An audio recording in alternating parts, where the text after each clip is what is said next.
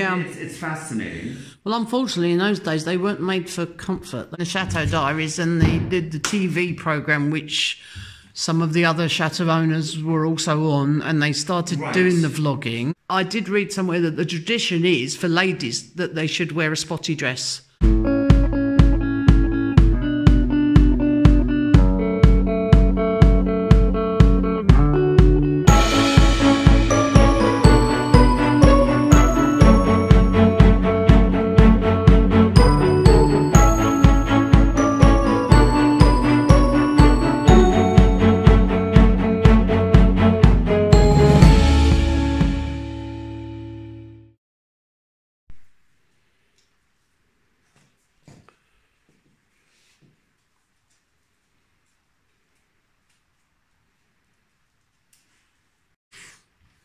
And when I remember when I was a child, we had, my grandmother had a friend in Düsseldorf.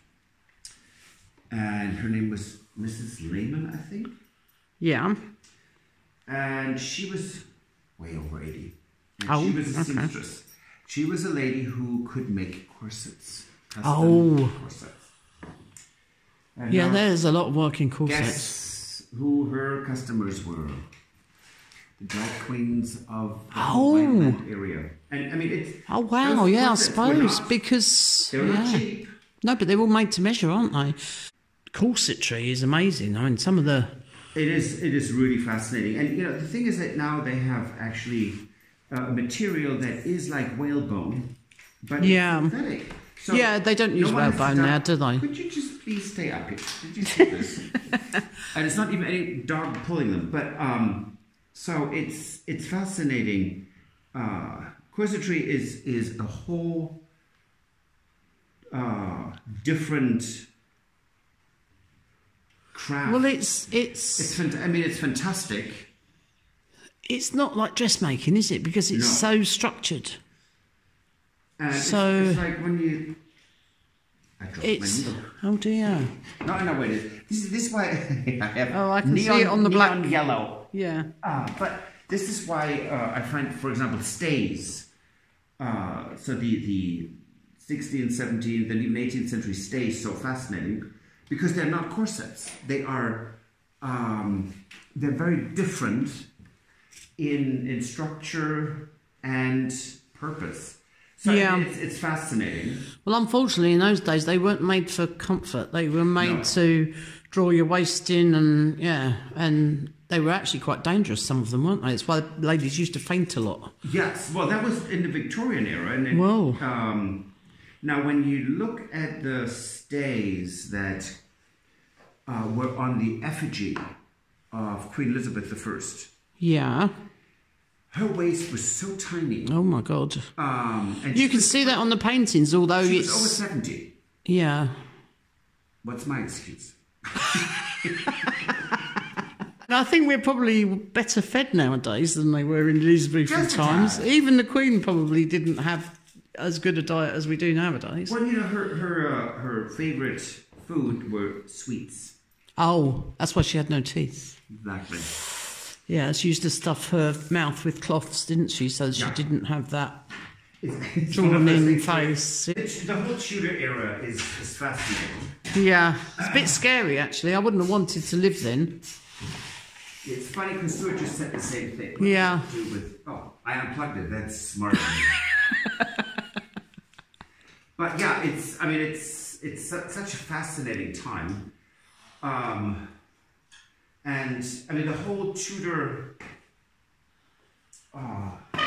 reign was really interesting. And to think about that, of all the Tudor monarchs, Elizabeth was the one who was the most successful because, well, Mary came to the throne so late. Yeah. So she already had cancer. Edward, the wished for son, well, was he even 16 when he died? I don't know what age he was. He was very young. So... But again, that wasn't unusual in those days, was it? No. But the intrigue that was behind all of this, and what people were... Like, when you think about it, it is that's what makes history so fascinating when you actually dive into it a bit more, and not. Now remember, history in school could be so boring. But then some of it, certain things. Explain it. I showed more interest in that sort of area of history than I did in battles, but I think boys were probably more interested in the battles and the goriness of things, and I was more interested in the people and the clothing and the way that they lived and what they ate and all that side of it.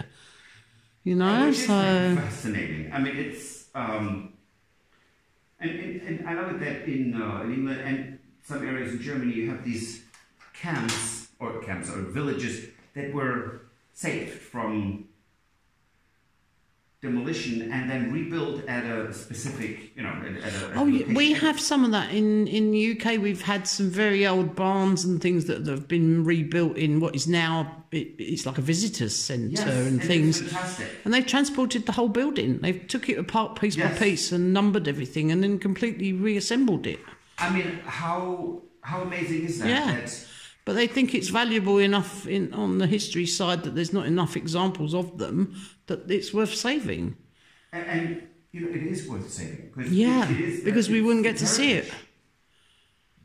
And, it's not only Blenheim Palace or Kensington Palace that are important to see.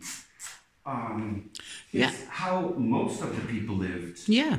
Is what in the end makes it interesting. I mean, it's interesting to see places like Versailles and all that sort of side of it because it's so beautiful. But most people didn't live anywhere like that. Well, yes, and it's. I mean, when you think about that, everyone there had their own maid and manservants. So it was not just that. I mean, most noble women didn't just have their maid or multiple maids, depending on how rich they were.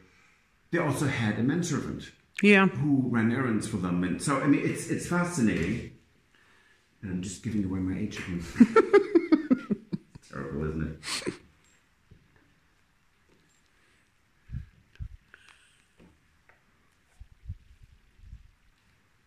Well, so you've pressed the seam over. You're now turning it over for the second time. Yes. And I will press it again. Actually, Patrick is just doing a simple hem on these curtains for me, very kindly, because my sewing machine's not working very well at the moment and I haven't really got time to fix it. So Patrick's helping me. Well, he's actually doing it for me and I'm just filming him. It's fun. I enjoyed it. I mean, we've had a nice chat, haven't we? A little drinky. Yeah. Well, just a small gin and tonic. I mean, nothing overly boozy, and I have a needle in my mouth. So, sorry. I know my hair looks like I just came out from a storm, which is almost No, it doesn't. It looks fine. Is that going to be a regular thing? Yes. Yeah. But it's not with any commentary. Well, because sometimes you film things in the week that you don't have time to put everything in one vlog, but then you don't have time always to edit two full-on vlogs, do you? It's true. It is. And it's time-consuming doing the premiere as well, isn't it? It is a lot of work, and it's a lot of fun, and it's so enjoyable to interact with viewers, and getting the live comments. So the lives are really quite lovely. I'm thinking of possibly doing a premiere myself. Oh, that would be fantastic. Because I haven't done one so far, because obviously I haven't got as many subscribers as you have, and you always worry, is anyone even going to turn up? But I was thinking, I think I've got about 5,500 subscribers now. Right. And I'm thinking, if I had set myself a target of getting to about 6,000 subscribers, I think I'd feel safe enough to perhaps try one premiere and see how it goes. I think at least I could then talk to people live. That would be nice. And you safely can, because you have good, you have great content. You have. But I think I'd have to do it on, definitely not on a Wednesday or a Sunday, because that's when everybody else does it. So it would have to be a different day of the week, I think. And it is a lot of fun. To interact with people. The other worry is that then equally so the other way, you have a lot of people that turn up, and it's sometimes very difficult to keep up with even just reading the comments, let alone reply to everybody. That's true. And I would hate to think that I missed anybody or someone asked me something and I didn't see it. Well, with most premieres, including Terry and Ash at Escape to the Dream of Yeah. Chateau De Colombe. So I quite often watch their premieres when I can, same as I do with yours, and I really enjoy it. Yeah. And then we go through the premiere, and then. But I miss the video. Then I go back and watch it again. I have to. Pour myself a wine and watch it, because I did not. It's. You just have, it's so active, and same with Stephanie.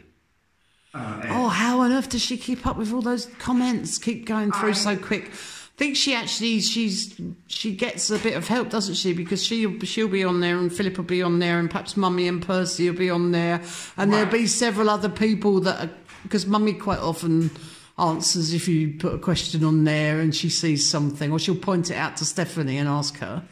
Chateau Diaries is just such a amazing, really, truly amazing vlog.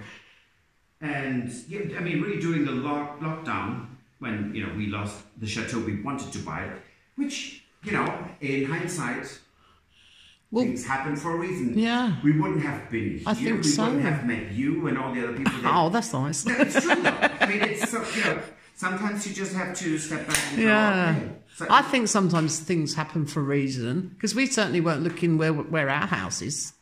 We had an idea of possible areas, right? And we just sort of stumbled across it, and stumbled across some very nice people and a very nice town, and thought, oh, this could be really good. But we would not have come here looking for a place to buy. We were on our way through. Yes, and it's so interesting. I'm going to fold this up. It's going to be loud. It is kind of. It wasn't loud. What happened to you? I don't know. Maybe I do it wrong normally. It is kind of interesting how this all worked out. Yeah. And we all came together. When you think about it, it's actually quite lovely.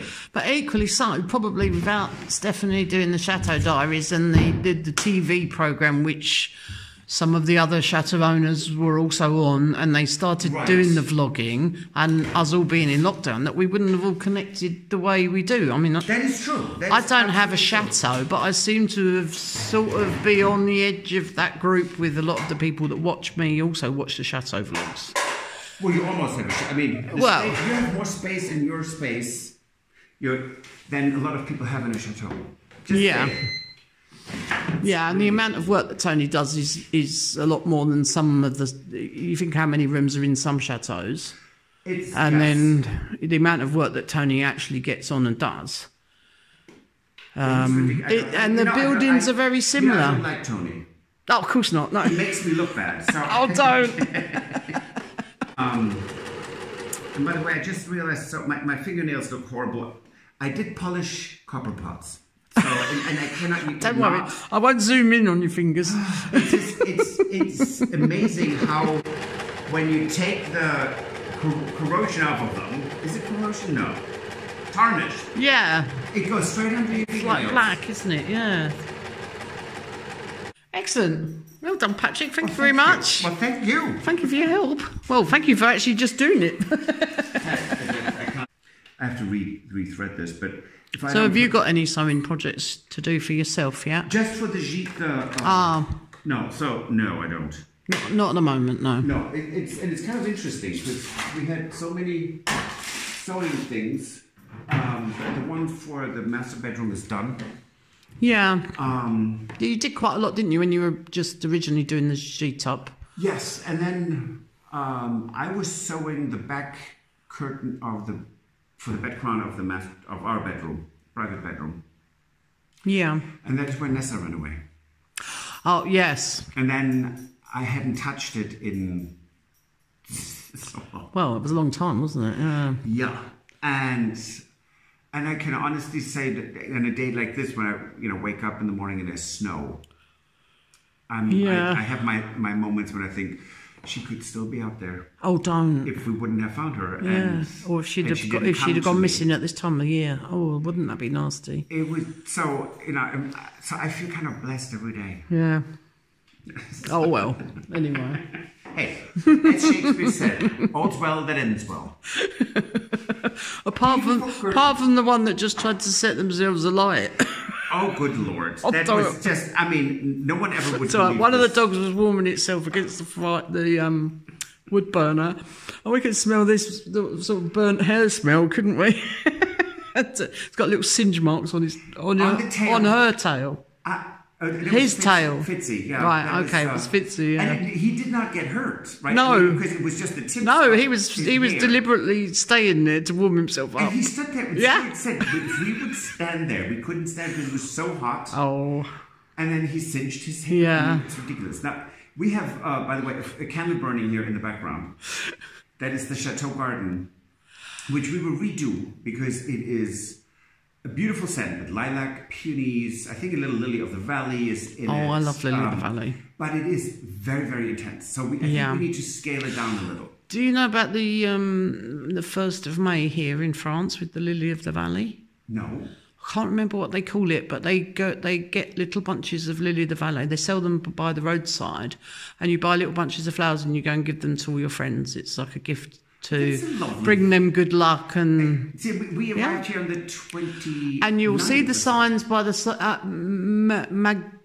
Magway, I think is the French word for. Okay. And you'll see the signs by the roadside, or you'll see it in the marketplaces. And I did read somewhere that the tradition is for ladies that they should wear a spotty dress when they go to visit their friend with their bunch of that is Lily nice. of the Valley. Yeah. So what are the gentlemen supposed to wear? Well, I don't know. We don't I have don't friends, know. we I just suppose drink. you could have a spotty shirt. But But yeah. that is so sweet. And in Woodstock we had really just so many areas with full of Lily of the Valley. You may have Lily of the Valley here. We don't know yet because true. you've not been here. It's usually, well, obviously the 1st of May here is the day, so it's around that time. Oh well. Anyway. Hey, as Shakespeare said, all's well that ends well.